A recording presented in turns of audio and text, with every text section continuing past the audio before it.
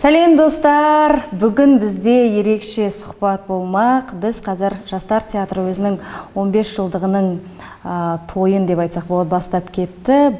Қазір біз Шымкент қаласында гастрольдік сапармен жүрміз. Өте қуаныштымыз, осындай керемет қалаға келіп, сағынысып қалған көрермендерімізбен қайта қауышып, сіздерге өнерімізді паш етіп жатқанымызға өте қуаныштымыз. Және соны пайдаланып, біз осы Шымкент қаласының актер-актрисаларымен де әңгімелесіп, сіздерге сол кісілерді жақынырақ танытқымыз да келіп жатыр. Сондықтан бүгін біз Жұмат Шанин атындағы Шымкент қалалық академиялық қазақ драма театрының актрисасы Жәудір Сарыпбекова ханыммен сұхбат жүргізетін боламыз. Қош келдіңіз. Рахмет, қош көрдім. Яғни театрал бағдарламасының таза театралдары көретін бағдарламаға сұхбат беретіме бүгін қуанып отырмын. И, конечно, театрал бағдарламасында сізді шақырды деген кезде толқып, кішкене қобалжып, енді мен қобалжыдым ғой сізде. Не дегенмен де енді бұны таза театралдар көреді ғой, енді басым көпшілігі. Сондықтан не сұрақтар қояды екен, мен не жауап береді екен деген сияқты ойлар мазалады енді. Жоқ, ең бастысы барлығы шынайы, білесіз ғой, біздің бағдарлама жаңа сөзіңізден де естіп жат, қуанып тұрмын, көрдім дегеніңізге. Өйткені енді біз осы театралдарға арнап, театрды сүйер қауымға арнап жасағаннан кейін көрсе екен дейміз, бір-бірімізбен жақын аралассақ екен дейміз. Сондықтан өте қуаныштымыз сізбен бүгін жүздесіп жатқанымызға. Үлкен рахмет келгеніңізге. Сіздерге де рахмет.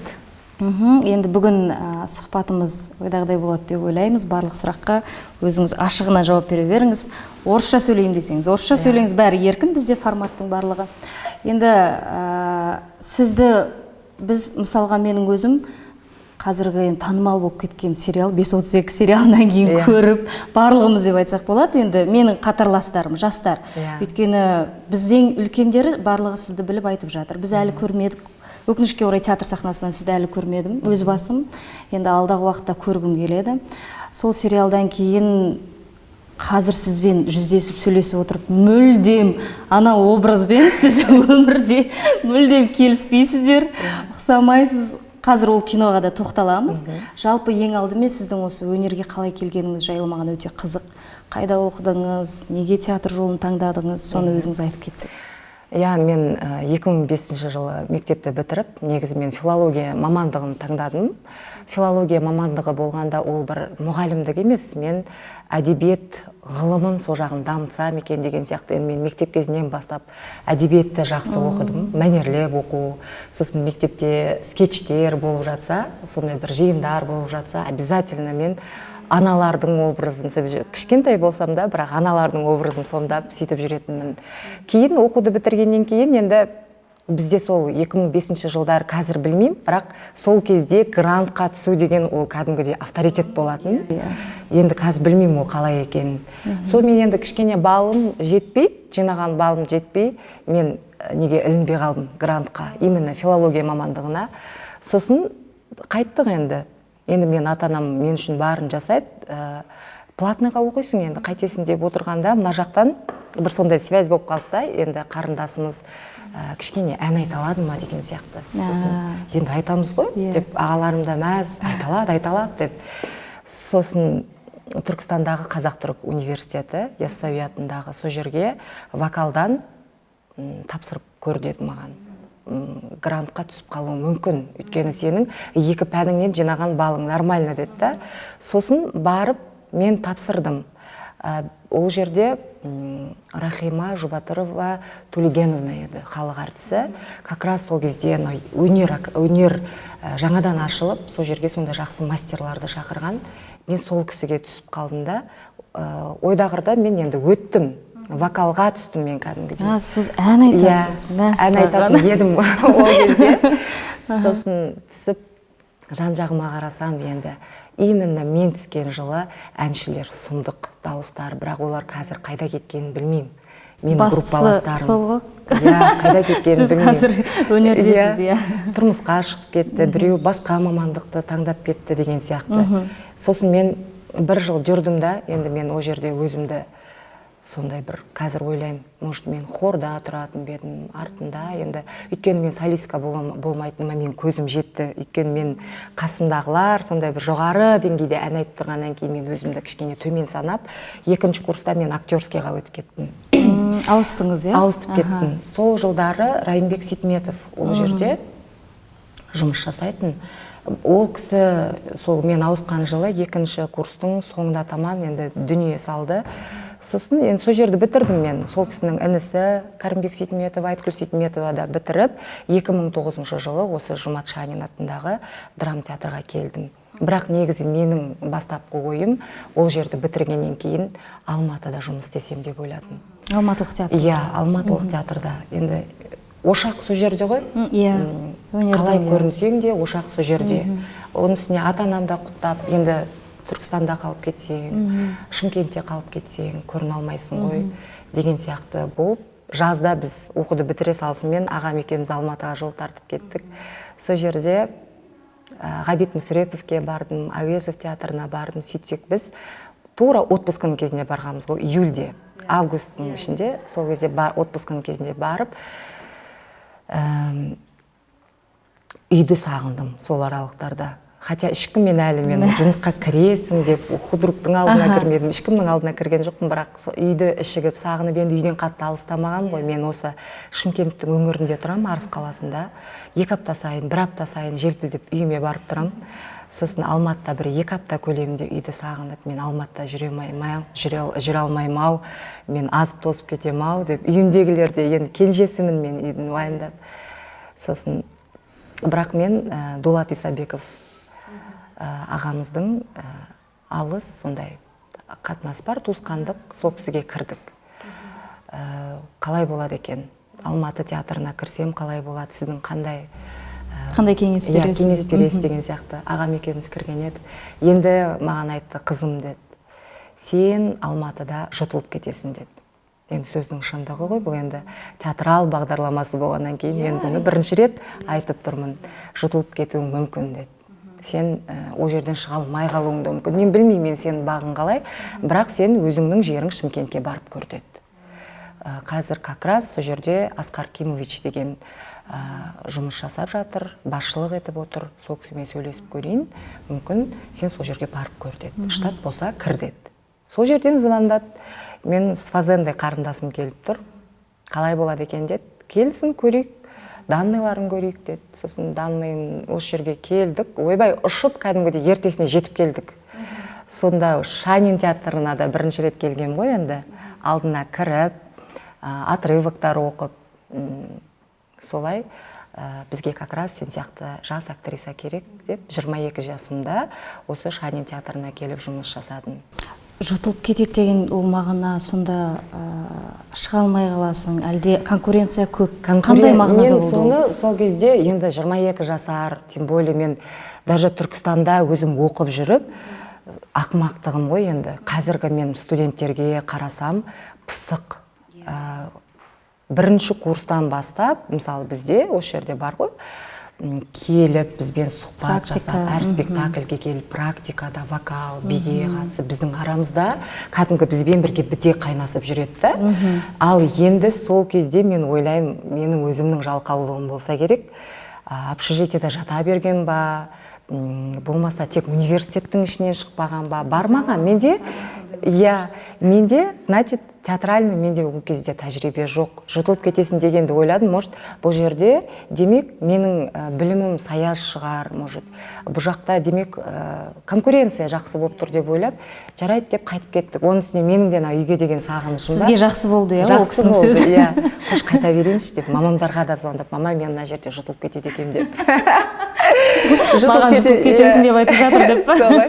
Сосын, ой, қой, жұтылып кетсең деп, осында кел деп, осы жерге 2009 жылы келіп, жұмысты бастап кеттім.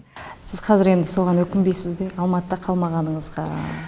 Соған негізі маған көп сұрақтар келеді. Бұл 5.32-ден бөлек біз 2015 жылдан бастап отандық сериалдарға түсе бастадық. Бізге Шымкентке кастинг келе бастады. Содан біз жолдасым екеуміз, осы жолдасым театрда жұмыс жасайды, Руслан Нұрман, екеуміз бірге ерлі-зайыптылардың Асыл арна, Астана телеарнасы, Қазақстан ұлттық арнасының сондай тапсырысы бойынша сериалдар түсіріп жатыр ғой енді. Сол сериалдарға ерлі-зайыпты болып өттік. Кейін осы Шымкенттің арасындағы режиссерлар, өзі бір түсіріп жүрген жігіттер бар, солар келіп, екеумізді тоже сондай ерлі-зайыптылардың роликтеріне түсіре бастады. Содан бастап біз таныла бастадық негізі. Кино саласында. Иә, кино саласында. Мен отрицательный рөлдерді ойнап жүрдім. Келіннің «Гарантия» деген фильм болды. Одан «Алғанның жаман жолықса» деген сияқты.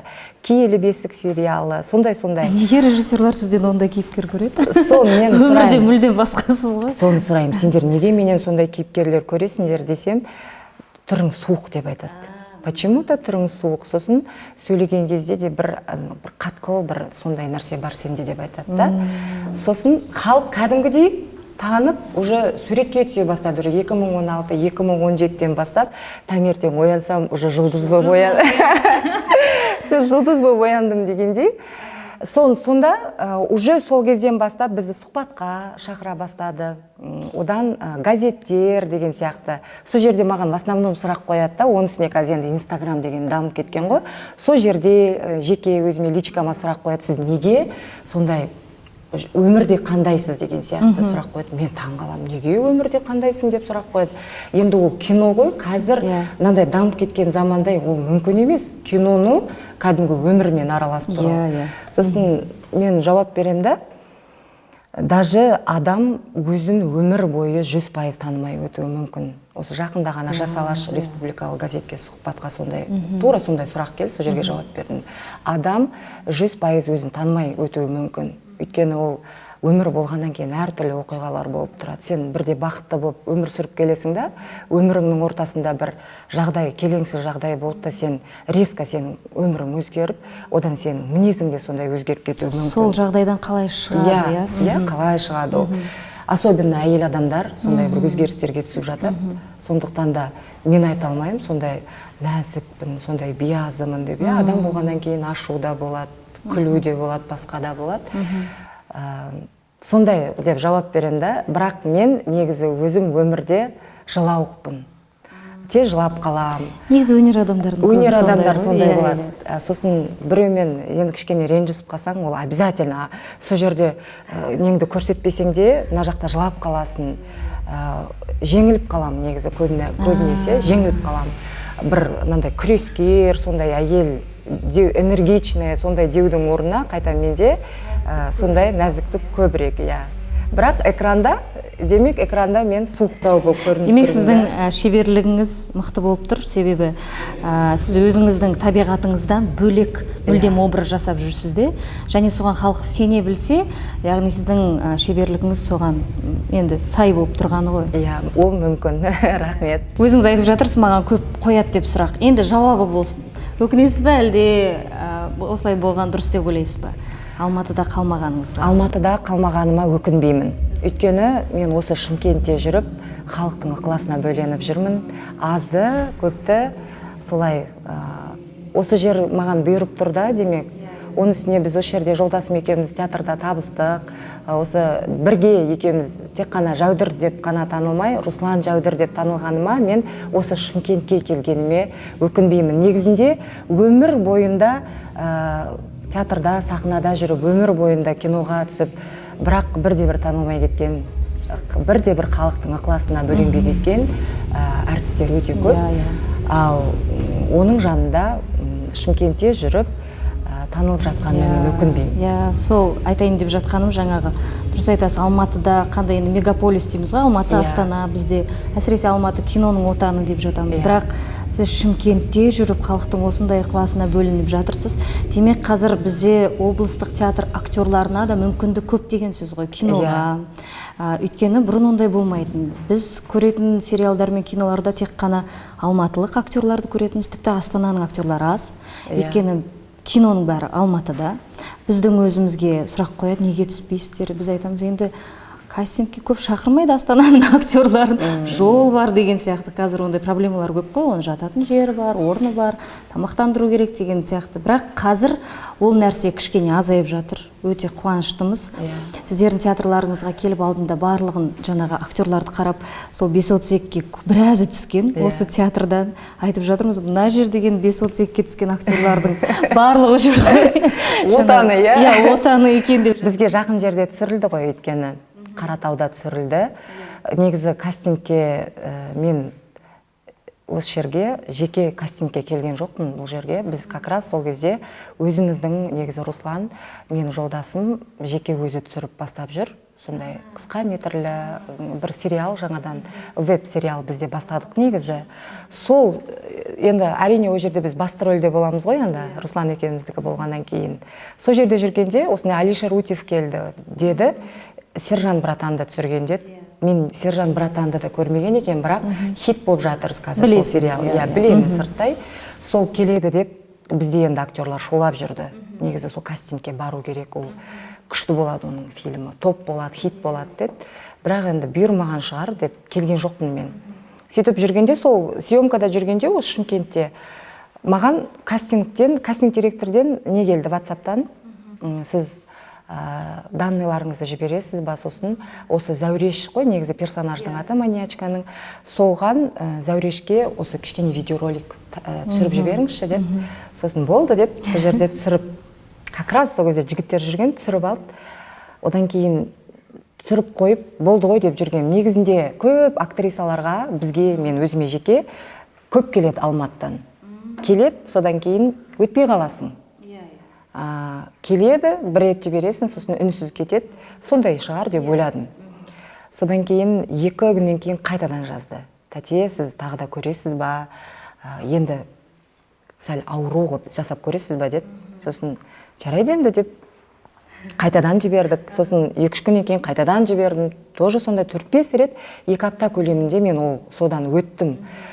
Этаптардан өттім. Сосын бір күні хабарласты олар. Тәте, поздравляем, сіз өттіңіз главный рөлге деді.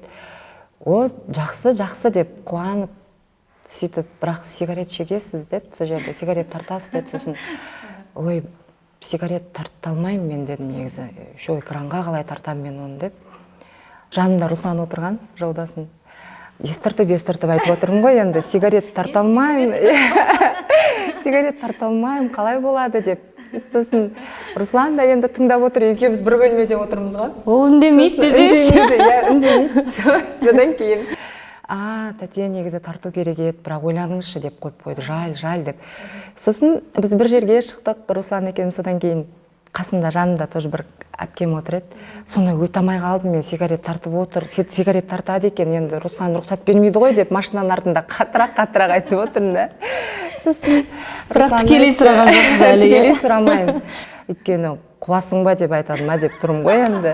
Содан кейін Руслан уже мен білді да, мен көңіл күйімді, соған түскім келіп, актриса, ол актер ғой, жанымды түсініп тұр. Сосын бопты енді имитировать етем деп айтса айтады. Сосын сразу жазып жібердім, солай болады екен дегенем, олар ура деп келісіп барып түстім ғой енді, бірақ солар барған кезде мен енді шын тілеуім болды ау деймші, ұмытып кетті олар. Сол жерде жоқ. Иә, соны айтып отырғым, сіз ондай. Мен ойлаймын да, может, ол сигаретті қай жерде тарту керек еді ол, үйланы беліші сатып отырып па, болмаса ет турап тұрып, аузында сигарет тұру керек па оның. Қажетті де болмай қалған сияқты. Қажетті де болмай қалған сияқты, бірақ негізі Утевтің өзі сигарет тартасыз деп маған ескертіп қойды. Иә, бұл сөйтіп келді қой енді дедім. Бірақ ұмытып кетті. Иә, олар ұмытып кетті, бірақ менің ішімде ол таңға дейін түсірілді. Таңға дейін ішімде тұрды ол, мен күтіп жүрдім. Может, ол ана бүйтіп кәдімгідей келе жатады ғой, неден? Ровуды шығып, сол жерде может ол сигарет тартып, ашуланып келе жатыр ма, нервштетіп деген сияқты.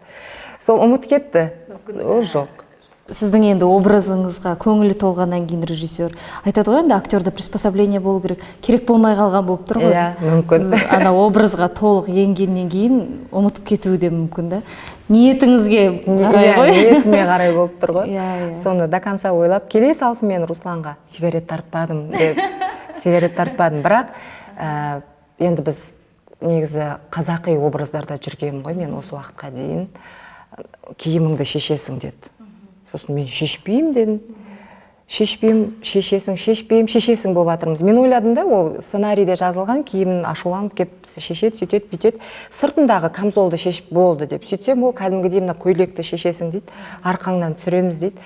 Шешпеймін, бопты деп енді келістік қой, енді ана жерде кәдімгі уже аура өзгеріп жатыр да. Сосын енді мен Жаудыр, сен ойлашы, мен сыртыңнан түсіремін, сенің жаныңда ешкім болмайды. Сыртыңнан терезенің скула просто көрінеді. Силуэт болып көрінесің десе, мен жоқ, Русланды ойлап тұрмын ғой, енді ана жерде сет жоқ. Оны мен ана жерге барып жүгіріп барып Русланды шешуге бола ма? Не деген бұл? Енді бұл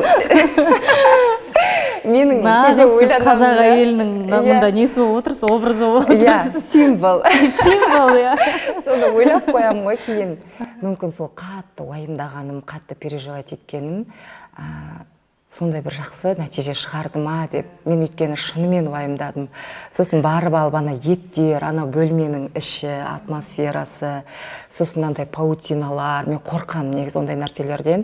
Сондай үйді анау, қап қараңғы, ода жалаң аяқ, күн как раз салқындап кетті түнге қарай. Сосын мен ана етті қайта-қайта ұстау, мысалға, оны бірден дубль болмаса да кадр көп та, кадрды көп алып жатыр, бірақ ана етті қайта-қайта ұстау өзі қиын болып тұр да. Сосын мен түсіп болғаннан кейін де біразға дейін ойландым. Ол қалай болады, қалай шығады, слишком мынандай болып кетпейді ма деп. Кейін уже предпоказ болды. Предпоказда именно сол бір мен екінші серия көрсетілді. Тәте шақыру алдық. Именно сіздердің серияларыңыз көрсетіледі. Келіңіз деді, енді мен жағдайларға байланысты бара алмай қалдым. Бірақ 5:32 қазір көрсетіледі, ютубты күтіп отырмын. Ар жақтың прямой эфирі Сәлем Сошылдың қарап отырмын қайта-қайта. Бірақ наура болды бәрі. Алишер Утевтің өзі де сахнаға шыққан кезде, ол сол Шымкент театрының актрисасы, профессиональная актриса деген кезде кәдімгідей мына жерде бір қуаныш, мақтаныш болды. Өкінбеймін сол сериалға түскеніме. Әрине, бұл деген біз өзіміз көріп отырып, мысалға мен басында білген жоқпын, сіз ол театр актрисасы екен. Бәрімізге енді қандай актриса? Және Алишер Утевтің бір ұтымды жері, мен ойлаймын, жаңа бейнелерді алып шықты да, халыққа мысалға көп танылған актерлар емес, барлығы ғой. Жаңа біз айтып жатырмыз, маньяктардың барлығы, біріншіден театр актерлары өте қуантты бізді. Екіншіден барлығы бұрын соңды қатты танымалдылыққа ие емес актерларда. Сразу қызығушылық пайда болды. Қандай актриса, кім? Сосын театрда істейді дегенде, мәссаған, театр актрисасы ма деп. Бәсе, біз айтамыз, бәсе, театралдар көрініп тұр, қалай ойнайтыны. Көрініп тұрады.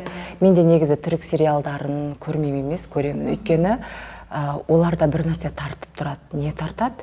Біздің отандық сериалдарда, біздің отандық сериалдарымызда болып жатыр ғой, дәл сондай команда, дәл сондай камералармен түсіріп жатыр. Неге біздікі ондай ұтымды емес? Неге оның кәдімгі бір кіріп кетпейсің, оны қуып кетпейсің ары қарайғы? Ертең не болады, ары күні не болады? Отырып, осылай стол басында отырып әңгімелесіп отырады. Болды, жаттанды сөздер. Бүгін барасың, сценарийді жаттайсың, все, уже дайын тұрасың мына жерде. Ал түріктердің, кәрістердің сериалдарын енді қарапайым халықтар рейтингі жоғарыда. Неге? Мен ашып қарап отырсам, данныйларын түріктердің көбісі театрдың актерлары екен. Мен таңғаламда, қараш, сырттан неге актерлар іздейді? Бізде Қазақстанда не көп, театр көп. Біздің Шымкенттің өзінде 10-11 театрымыз бар екен. Осы аумақта Түркістан, Жетісай, Сатира. Солардың өзінде Алматыда қанша актерлар бар, Астанада, Қарағанды также сондай облыс театрлары көп қой. Соларды кастингтен өткізіп ойнататын болсаң, жақсы фильмдер, жақсы сериалдар шығады. Нәтиже болады.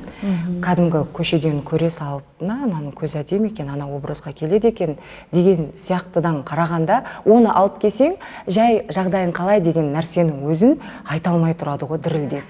Или ол кәдімгі жағдайын қалай деген нәрсені бір басқаша қылып айтады да. Өмірдегідей емес, ол жалықтырады да, көргім келмейді.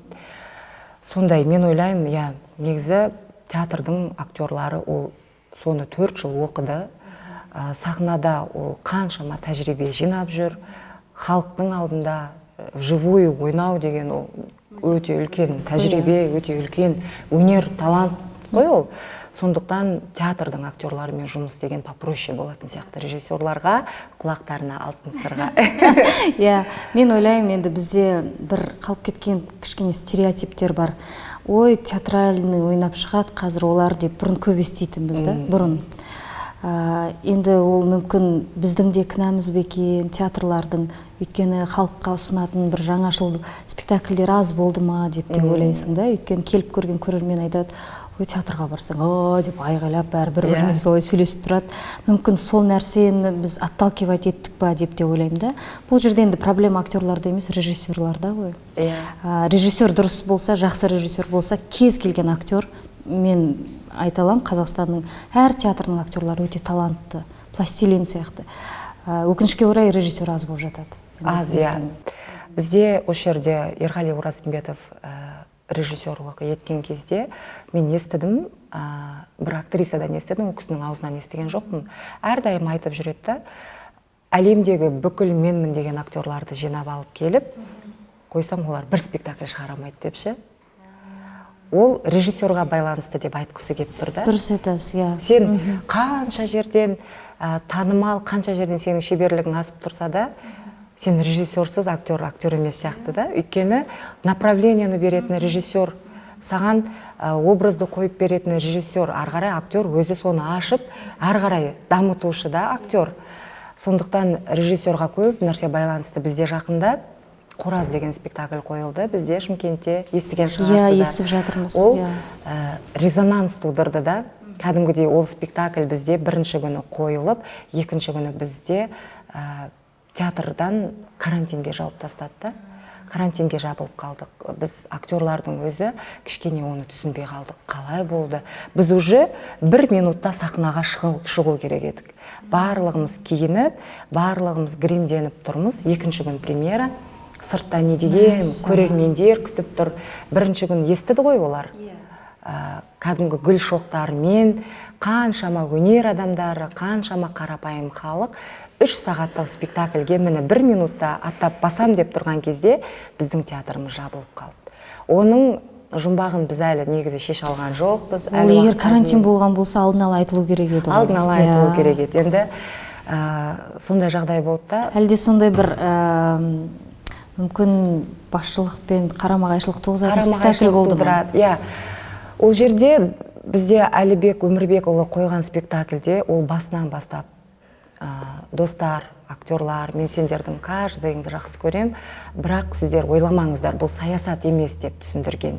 Әлі күнге дейін мен ол спектакльді политика, саясат деп қабылдамаймын. Шындық көрсетілді болды. Шындық, шынайы өмір көрсетілді болды. Енді ары қарай қойылмай қалды. Сосын біз кәдімгідей актерлар уайымдадық. Бұл қалай болады, қашан қойылады. Ол Әлібек ертесі сол күні қойылмаған күннің ертесіне ол ұшып кетті. Ол да кішкене селсоқ, көңілі түсіп қайтты. Бізде көңіліміз түсіп қалды. Ертесіне мен кәдімгідей таңертең оянған кезде, болмай қалған күннің ертесіне таңғы сағат 9-да таңертең оянып жыладым. Кәдімгідей мен жыладым. Әрине, дайын тұрып актер шықпай қалған өте жаман ғой. Кеше ойнадық, бүгін одан да бір сондай серпіліспен келдік та біз. Бүгін совсем басқаша ойнаймыз. Ол спектакльде қатып қалған еш нәрсе жоқ та. Резинка ол әр кезде әр қалай өсіре бересің. Ол жерде бір қатып қалған сөз де жоқ, қатып қалған әрекет те жоқ.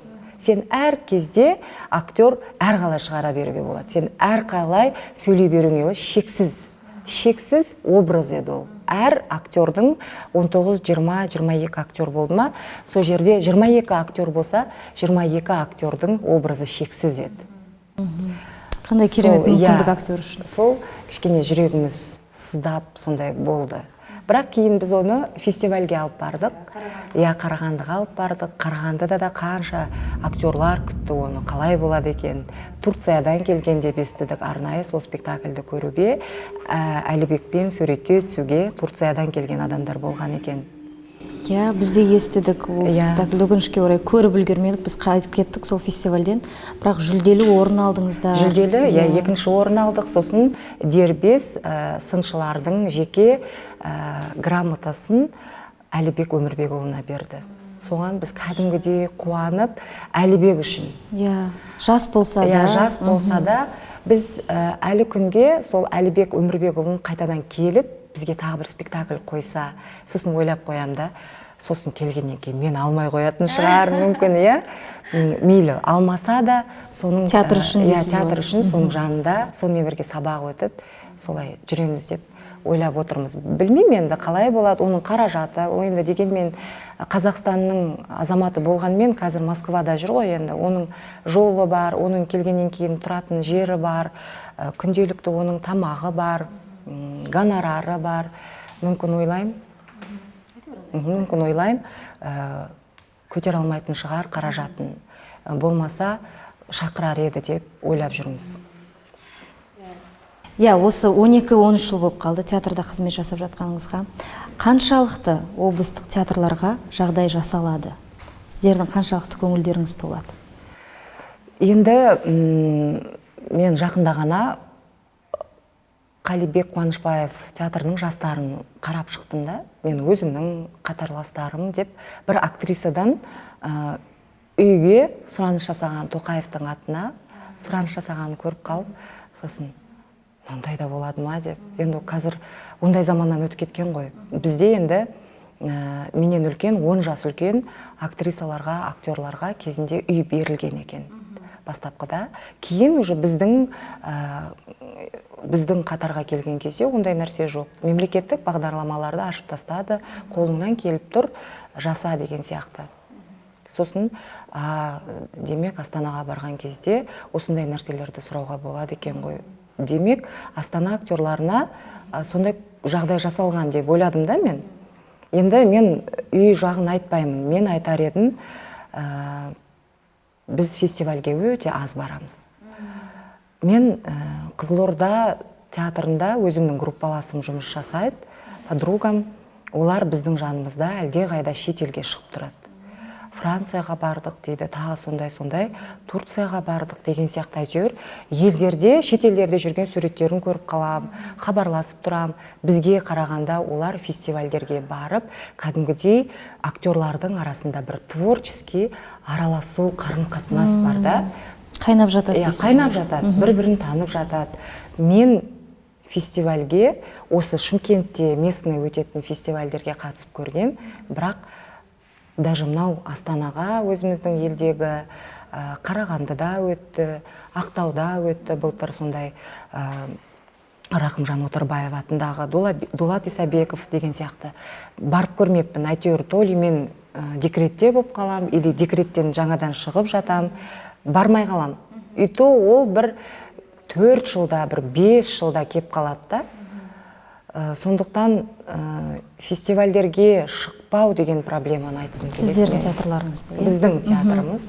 Өткенде біз Қора спектакльмен барған кезде танымаймын абсолютно. Мен бір-бірімен араласып жатыр. Енді в основном облыстық театрларда да, мегаполистегі театрларда да Жүргеновте бітірген, сосын Астанада Шабытта бітірген, сондай жан-жаққа тарап кеткенде бір-бірін таниды, әйтеуір араласып, құраласып жатады. Фестивальде танысқан, дастархандас болып қалған деген сияқты. Мен танымайды екем.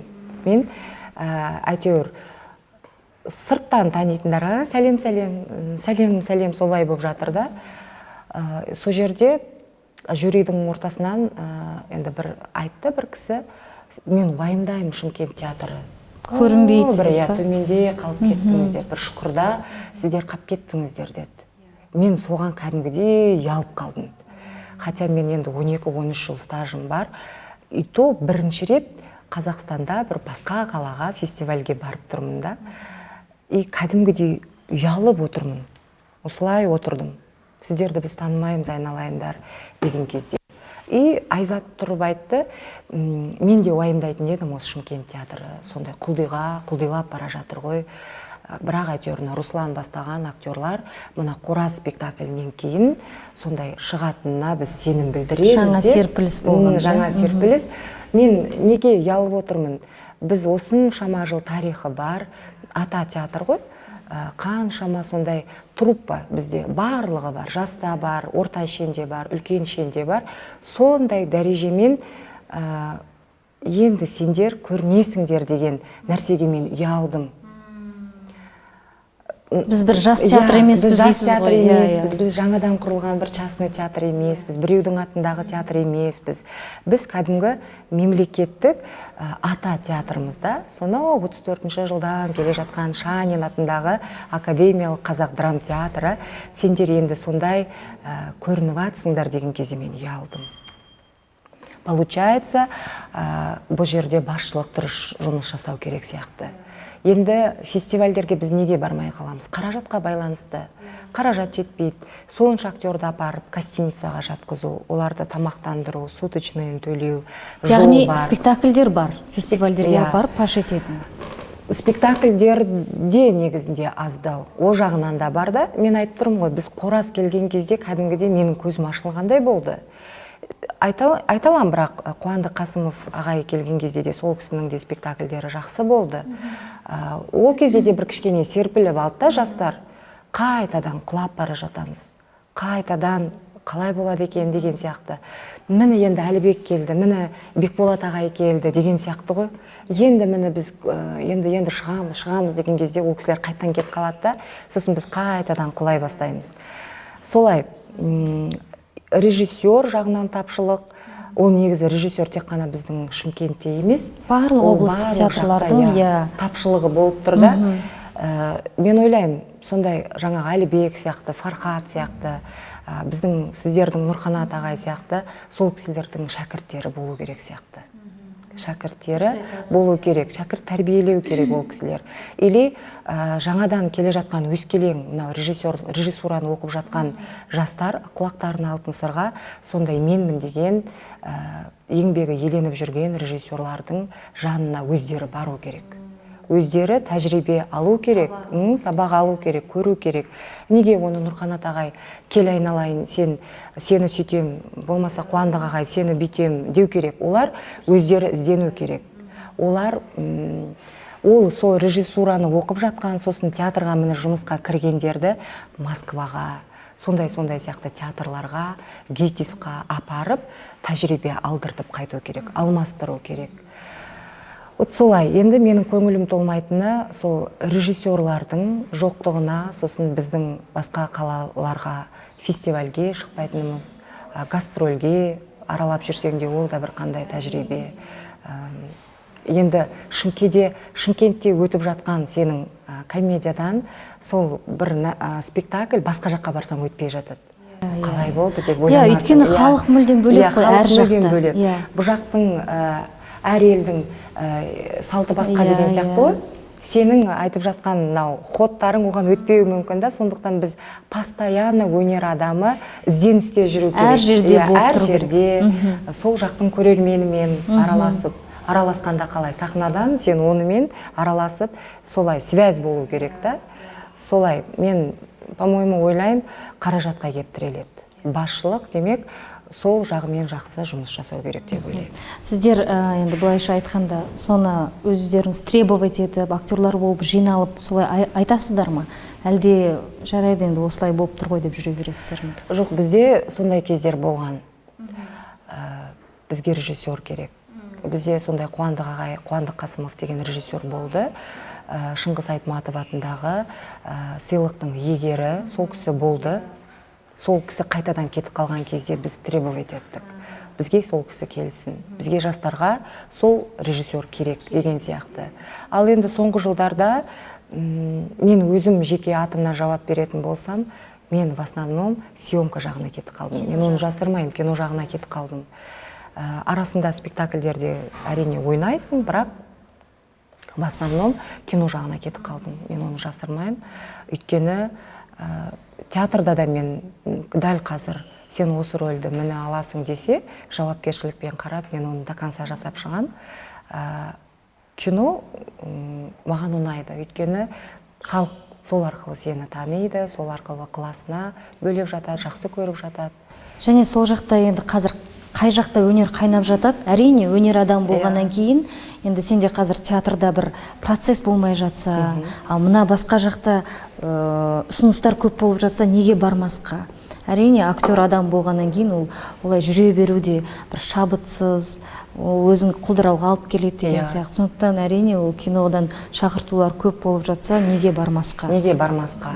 Ол біздің негізгі мамандығымыздың бірі ғой. Мен диплом алған кезде театр және кино актрисасы деген мамандықты тамамдап шықтым. Сол жағынан енді режиссердің жоқтығы, енді бізде қазір Бекболат ағай сіздер де жасады ғой.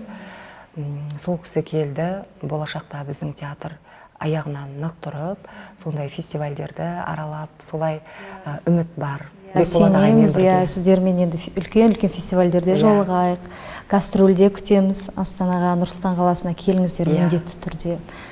Бұндай сіздің жаңағы айтып отырған мұңыңыз әрбір облыстық театр актерларының басында бар нәрсе деп ойлаймыз, білеміз, оны да бізге жазып та жатады.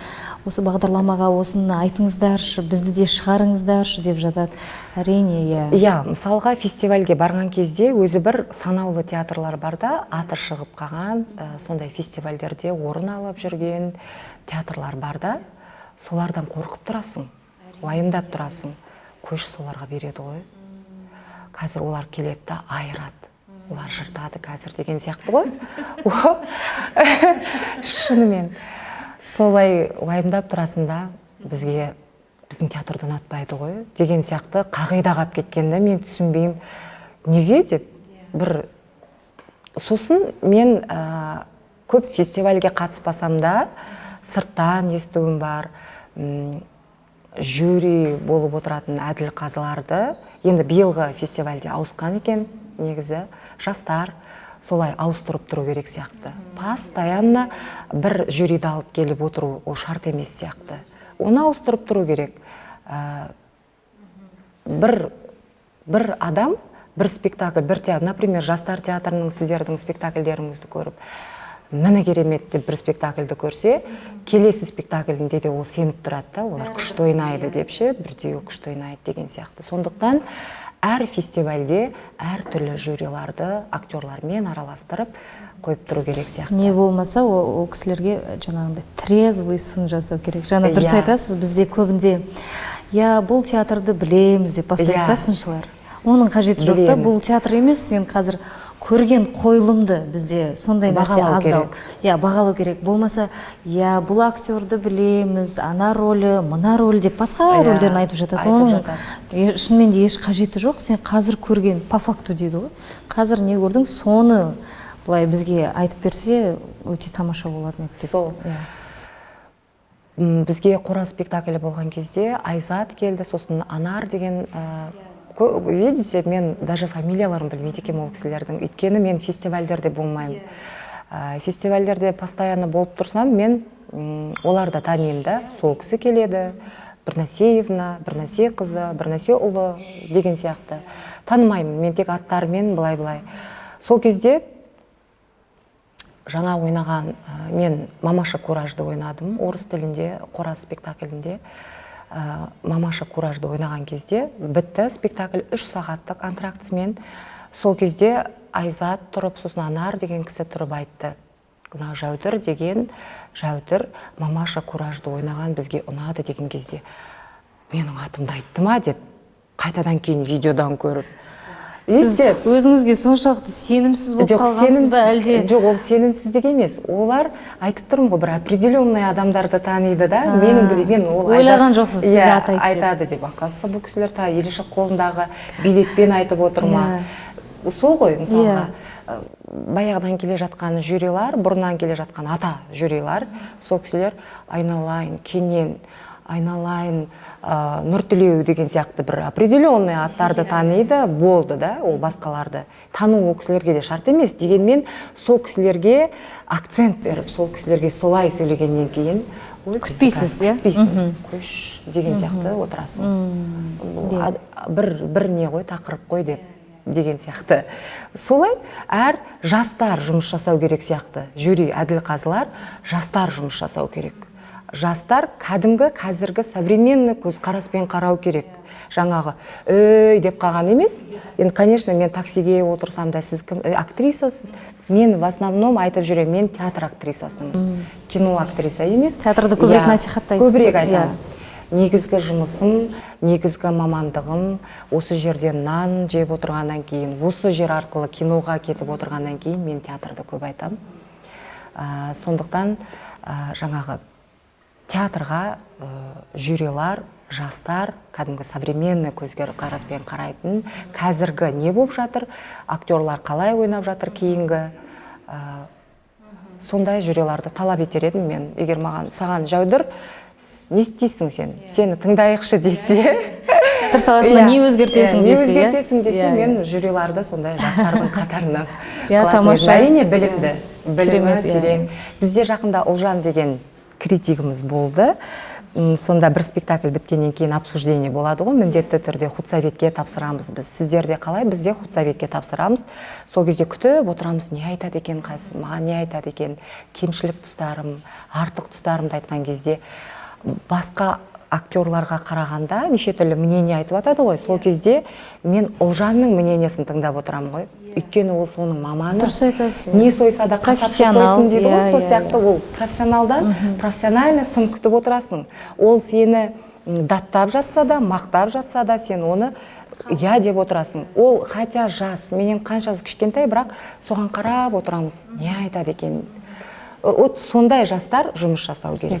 Кәсіби мамандар. Кәсіби мамандар. Тағы да айта кетейін, мен Қоразды айта бердім ғой енді. Қораз жақында жүлделі тағы да орынға ие болды. Сыншылардың ішінде, фестиваль өтті. Сол жерде Әлібек Өмірбекұлы жаңа есімді алды.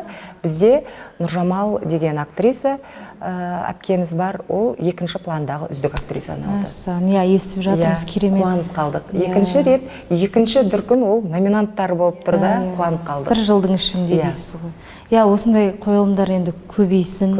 Қазір Бекболат ағамыз келіп жатыр, ол кісіде енді сіздерге жаңа леп алып келіп жатыр. Кездесейік енді үлкен фестивальдерде. Бұйыртса. Мысалға, сізді театрдан көрмеген көрермендер Жәудір ханымның қандай рөлін келіп көру керек театрдан? Ең бірінші? Ең бірінші, опять сол Қоразды айтар едім. Мен Мамаша Куражды ойнағам.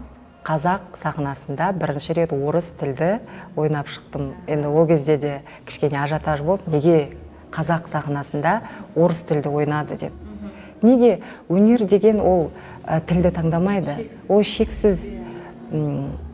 Соны айтар едім да мен Мамаша Куражды, сол рөлімді. Ол жерде мен Мамаша Кураж емеспін, просто театрдың ішіндегі театрды ойнадық та, біз сол кезде маған Мамаша Куражды берді. Әлібек ол жеке индивидуально әр қайсымызбен жұмыс жасады да, сол кезде ол менің характеріме Мамаша Куражды тауып берді. Хотя Мамаша Кураж возрастной рөлді, бірақ мен жас болғаннан кейін кішкене жасымды сократить етіп, сен осыны ойнаш деді. И өзімнің көңілімнен бір 50% шықты. Мен ойлаймын, Әлібектен кейін мен бұрынғы рөлдерім 50%-ға да шықпаған сияқты. Өйткені анау рөлді зерттеу, талдау енді ерекше болды. Әр образға солай жақсы жұмыс жасағаннан кейін образдарымды қатты мойындамай қалдым. Сондықтан көрермендерім Астана және Алматыдан арнайы мен деп келетін болсаңыздар, Қораз спектаклін күтіңіздер. Керемет, керемет. Өзіңіз де айтып қалдыңыз, жаңағы Руслан ағамызбен бірге осы театрдасыздар. Жалпы бір театрда бір отбасы болып жұмыс жасаған қалай? Қандай қиындықтары, кедергілері, болмаса қандай плюстары дейді ғой, болып жатады? Енді әйел адамына өнер жолы оңай емес, оны барлығымыз білеміз.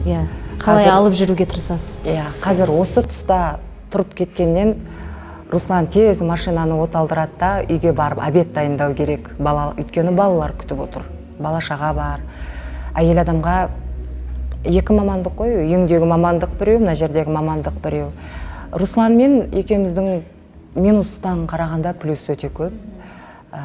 Бір-бірімізге демеу болып отырамыз. Мен бір мысал келтіріп өтейін. Бізде Бекболат ағай келген жылы, әлі худрук емес, бізге алдын спектакль қойып кетті ғой, Қаракөз, одан кейін Гамлетті қойып кетті. Сол жерде мен как раз декреттен, үшінші ұлымнан кейін декреттен шығып, сол жерде маған Бекболат ағай Офелияның рөлін берді. Енді Бекболат ағаймен мен бірінші рет жұмыс жасайын деп тұрмын. Алдын Қаракөзде мен декретте едім. қара көзде роль ішінен бұйырар ма еді, бұйырмас па еді, әйтеуір мен декретте едім. Может, ақбала ма еді, может, мен арқасында ағайдан тәжірибе алып массада жүрер ме едім деген сияқты. Мүмкін қара көз деген сияқты. Ол бұйырмады, енді мен Гамлетке келдім. Сол кезде Офелияны берді. Репетиция 1,5 ай где-то сондай уақыт болды. Мен ойдағырда репетиция жасалды, келдік, мен екінші күні шығатын болдым. Сосын мен өзімді кішкене кем санадым да, неге мен екінші күн шығам? Ол, мен ойлаймын, екінші состав, екінші құрам, мен неге екінші құраммын? Негізінде по приказу беріліп тұр, 2 күнде де келетін көрермен, енді режиссерлар солай көндіріп жатады ғой. Какая разница деп. Сосын уайымдап қалдым үйге барып, мен бірінші күн ойнамайым ба деген сияқты. Сосын Руслан бірінші күнге Гамлет болып тұр. Мен Руслан, мен ойнағым бар. Менің Гамлетім енді Ерсін, ол да біздің театрдың актері, өте тамаша актер. Енді жолдасым болғаннан кейін жолдасымен түскім кеп тұр да.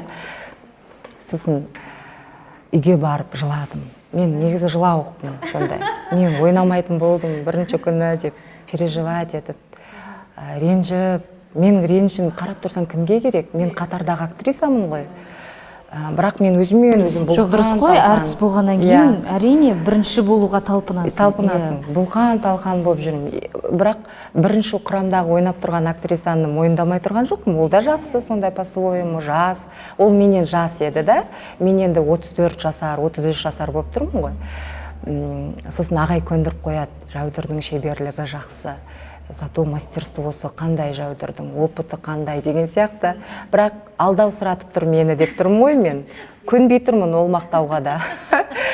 Сосын Руслан бірінші күн ойнайын деп тұр. Мен екінші күн ойнайын деп, бұл қалай болды. Сосын жылап атым, сосын Руслан маған демеуі ғой енді. Звондады, білмеймін, біреуге звондады, айтпай қояйын.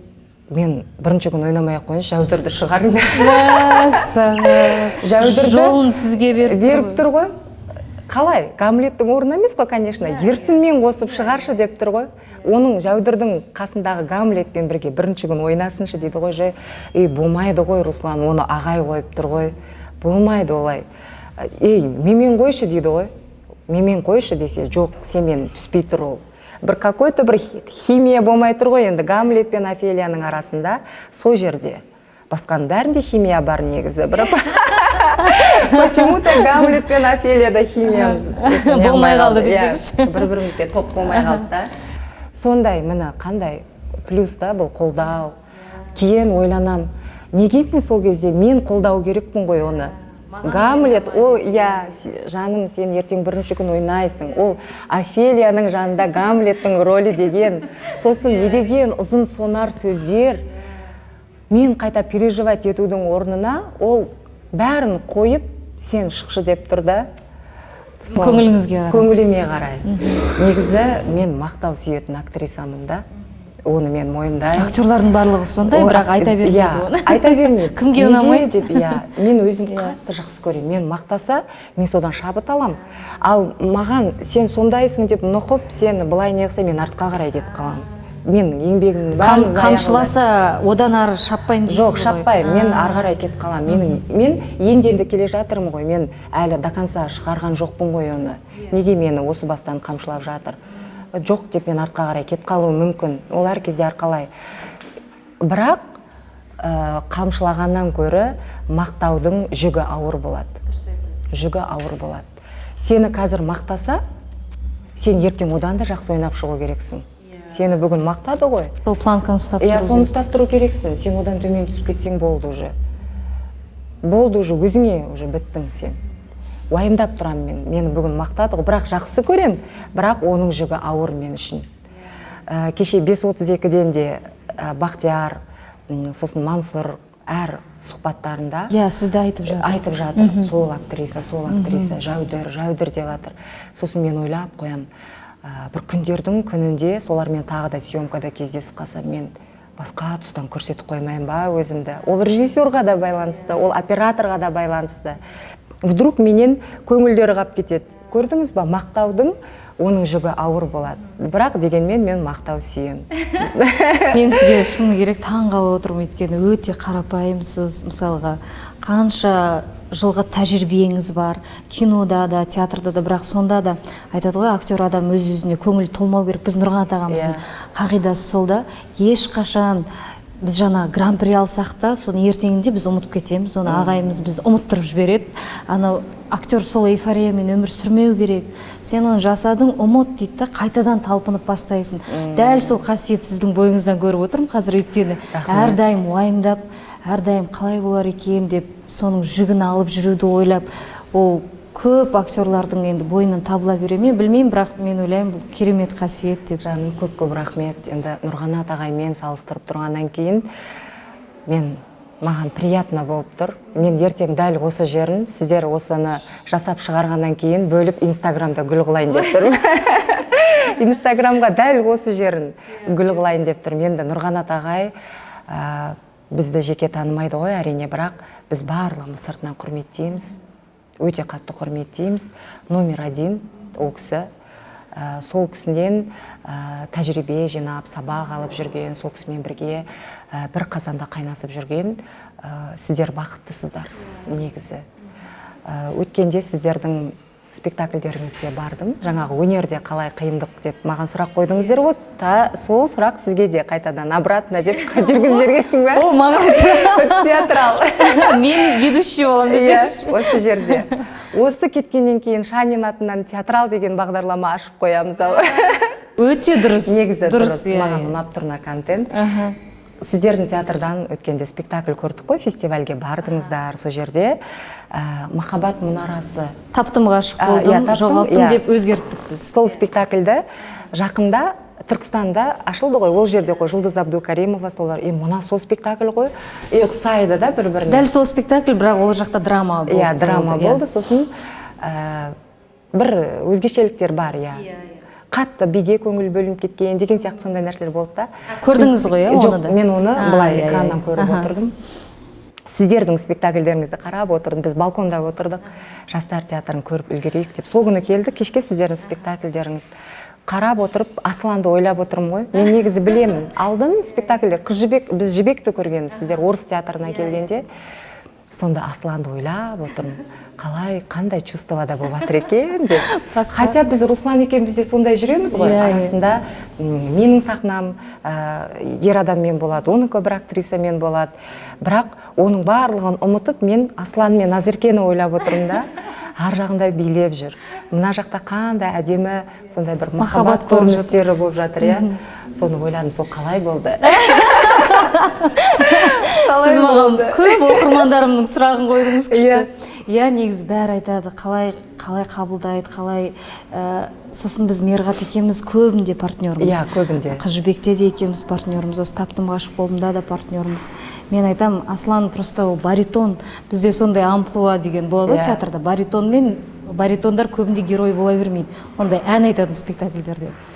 Ол жаңа сіз өзіңіз айтып өткендей, бізде де өте керемет қолдау. Және біз барлығымыз бір театрда бауырдай болып кеткенбіз ғой, Нұрғанат ағаның шәкірттеріміз. Бізде мүлдем жаңағыдай қызғаныш, болмаса сен анамен көп ойнап қойдың деген даже әңгіме болмайды. Ол маған келіп айтады, наоборот, иногда. Что махаббат дұрыс бермей қалдың бүгін. Ол айтып тұрады, сен бүгін көзің дұрыс болмады, махаббат дұрыс бермедің. Үнемі менің былайша айтқанда, Нұрғанат ағадан кейін маған көп сын айтып, былай айтып отыратын сол кісі. Қайта бәрі айтады ғой, қалай сен мына жақта күшті махаббат болып отырсың, ол артыңда билеп саған қалай деп бәрі түсінбей жатады. Мен айтам, енді бұл да бір профессионализм шығар, ол да актер, мен актрисамын. Сосын айтып жатам, өнер адамына, егер менің жолдасым өнер адам болмағанда, бұлай болмайтын беді, түсінбейтін беді. Өйткені айтады ғой, сен сахнада ананы өліп жақсы көріп тұрсың ғой, қалай ол деп айтады ғой. Все, болды, ойнамайсың деп айтуы мүмкін. Ал енді біз бәріміз бірге жүргеннен кейін бір плюсы осы да, қыздардың, мен үнемі айтам, көбінде актриса актерға қосылған дұрысырақ шығар деп, түсінеді, қолдайды деген сияқты. Сол мамандықты оқып соған қаншама еңбек жұмсағаннан кейін ары қарай ата ананың да үмітін ақтап жалғастырған дұрыс қой. Конечно, менің әкем мен анам да Русланға тұрмысқа шығады деген кезде бірінші әкем қуанған ғой, қызың әртіс болатын болды деген сияқты ғой. Өйткені сол кісілер үміт күтті да, болашақта осы бір танылып қалса, сосын ол кісілерге де бір мәртебе ғой ол. Оның қызын, перзентін біреу танып отырса, мәртебе. Сондықтан, құрметті көрермен, сіздер Назеркенің құпиясын білдіңіздер. Сізге көп рахмет. Сізді кеше инстаграмыңызды енді қарап жатырмын ғой, барлығын зерттеп. Инстаграмда өте белсендісіз. Оқырмандарыңыз кәдімгідей бір шама екен. Инстаграм арқылы көрерменді театрға көп шақырасыз ба, көп тартасыз ба, негізі аудиторияны пайдаланып деген ғой? Соны негізі қолға алу керек екен. Инстаграмнан көрермендерді шақырып, өйткені суретке түскісі келетін адамдар көп та, Руслан екеуіңізбен, даже қызық та, адам балаларының аузына түкіртіп кетіп жатады да, соны мен өзім кейде таңғалып қалам, неге өйтеді деп. Адам, ол енді бір Алланың бұйыртқанынан адам асып кетпейді ғой. Мысалға, мен оның аузына түкіріп, ол сосын актриса болып кету, енді ол кепілдік бермейсің ғой нәрсеге. Бірақ қуантады әрине. Машинамен жолда кетіп бара жатып, тоқтаңызшы, қайтадан обратно кеп тұрған жеріңнен бөпесінің, сәбиінің аузына түкіртіп кетіп жатыр да, сіз сияқты болсыншы, сіз сияқты энергичная болсыншы деп. Енді анау инстаграмда мен энергичная болып көрінетін шығармын, самом деле мен өте мындай былайынан, өзімді былайынан алып жүремін да, жүрші жұмыс істеу керек деген сияқты ше. Сол ойда бар. Сосын мен ойлаймын, театрда жарнамалау керек сияқты. Соны айтып жатқаным ғой. Өйткені театрға жарнама ауадай қажет. Ауадай қажет. Жарнама бөлімі бір сондай жақсы жұмыс істеу керек та. Өйткені Русланның да дайрегіне, менің де дайрегіме көп кеп жатады да. Сіздерді қалай көрсек болады, кәдімгідей тірідей көріп, суретке түсіп, сұхбаттасып, әңгімелесіп, балаларым көргісі кеп жатыр, сізді қыздарым жақсы көреді деген сияқты. Сондықтан не только мен, театрдың жарнама бөлімі жұмыс жасап, белсенді жұмыс жасау керек.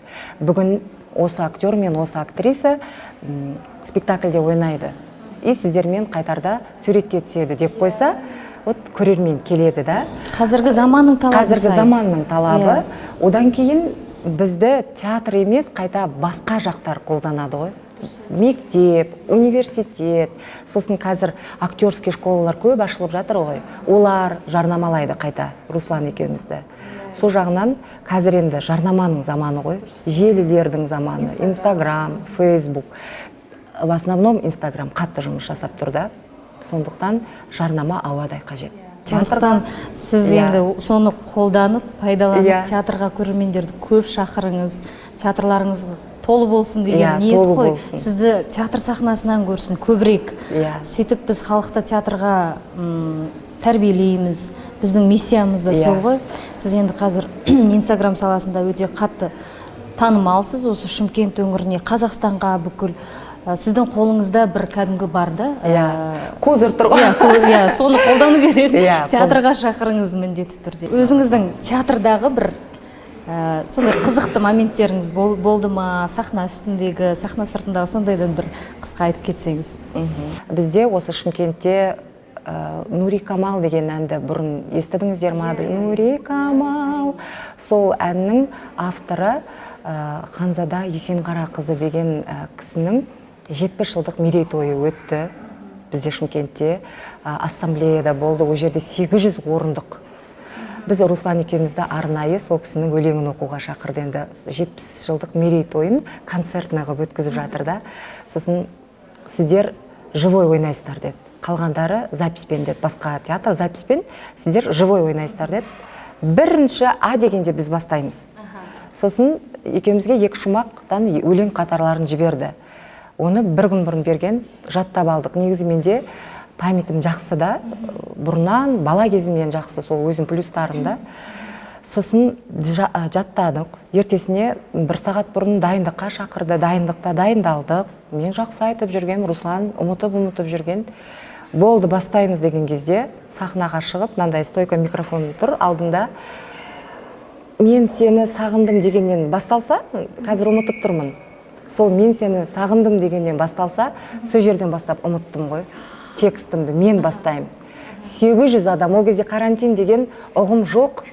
Ол осыдан 3 жыл бұрын ба? Жоқ ол. Кәдімгі толып, әкімге дейін келіп отыр. Бүкіл Шымкенттегі мен өнер адамымын деген адамның бәрі отыр.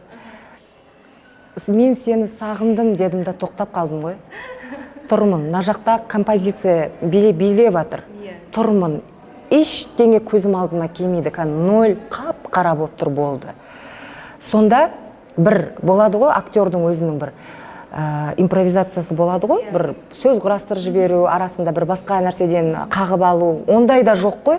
Онда тіпті мен ойлап тұрмын, сондай істеп кеттім деп айтамын.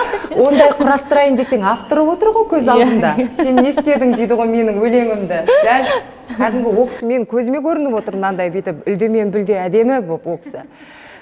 Сосын уже мына жақтан Руслан жалғастырып кетпесе, ол белгіленіп қойғанда уақыт мына жақтан запись басталып кетеді.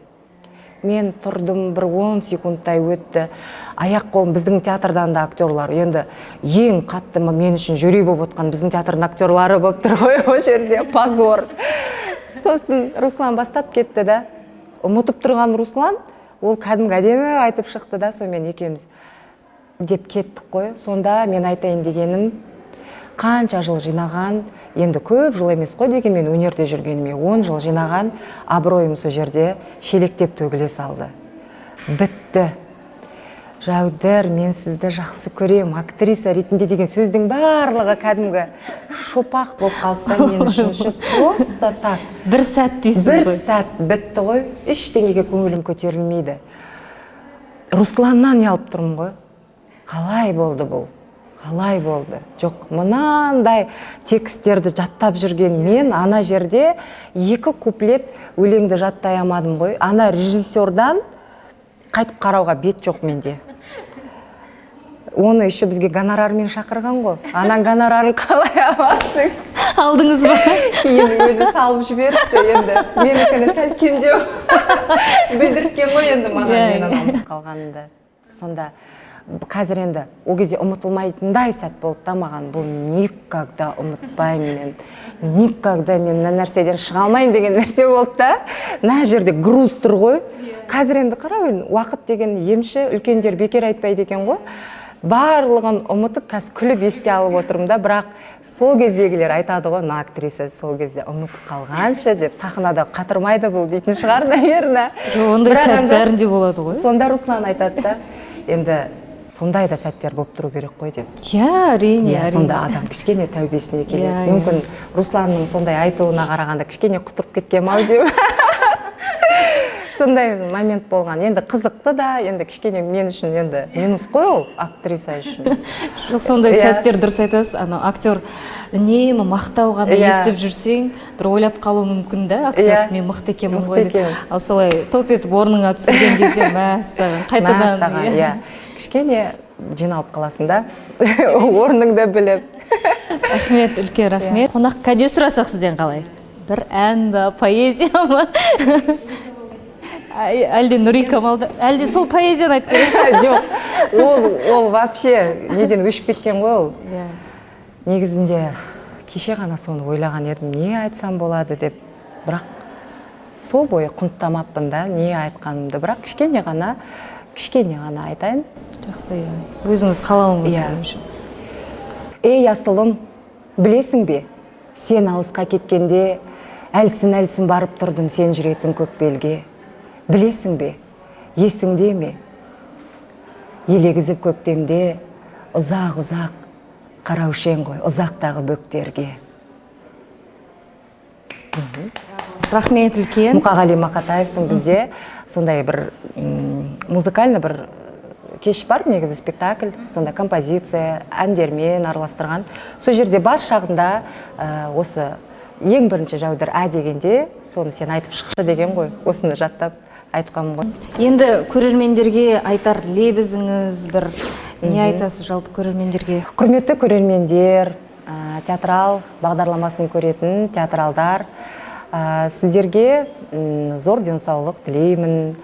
Театрға келіп көрермен болыңыздар, театрға келіп рухани байыңыздар. және де сіздермен сұхбаттасқаныма өте қуаныштымын. Сіздерге өмірде сәттілік тілеймін. Назерке, сенімен де танысқаныма өте қуаныштымын. Мен де өте.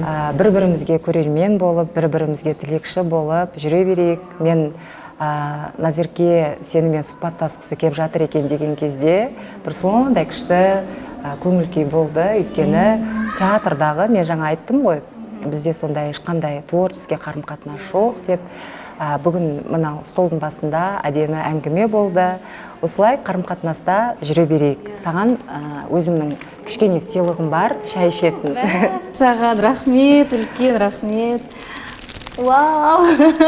Рахмет үлкен. Мен де сізден өте үлкен бір шабыт алып, энергия алып, қазір бір керемет сондай әсерде отырмын.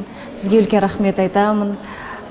Көп кездесіп тұрайық. Алла сол күнге жеткізсін. Рахмет сізге. Құрметті көрермендер, біздің бағдарламаны қараңыздар, бізге жазылыңыздар, пікірлеріңізбен бөлісіңіздер. Үлкен рахмет бізбен болғандарыңызға. Келесі кездескенше.